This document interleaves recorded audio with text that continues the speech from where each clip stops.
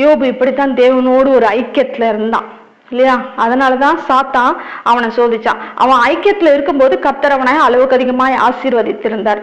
இப்படிதான் நம்மளும் ஐக்கியத்துல இருக்கும்போது கர்த்தர் அதிகமாய் நம்மளை ஆசீர்வதிப்பார். அதை முதல்ல உணரணும். நம்ம இதை சாத்தான் சோதிப்பதற்காக உத்தரவு வாங்கி கொண்டு வருகிறான். கர்த்தருக்கு யோபு மேல அளவு கடந்த நம்பிக்கை. அதனாலதான் சாத்தானுக்கு உத்தரவு கொடுத்தார், போயிட்டு நீ என்ன வேணா பண்ணு, ஆனா அவன் ஜீவனை மட்டும் கை வைக்க கூடாது, அவன் உயிரோட இருக்கணும், அவனை நீ எதுவுமே பண்ணக்கூடாதுன்ட்டு. ஆனா யோபு கர்த்தருடைய நம்பிக்கையை காப்பாத்தினான் இல்லையா? இன்னைக்கு நீங்க எத்தனை பேரு கர்த்தருடைய நம்பிக்கையை காப்பாத்தலாம்னு நினைக்கிறீங்க?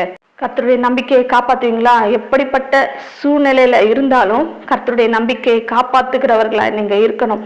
அதனாலதான் கர்த்தர் யோபுவின் மேல மனமகிழ்ச்சி ஆனார். இப்போ யோபு கிட்ட அவனுடைய சிறு இருப்பை அவர்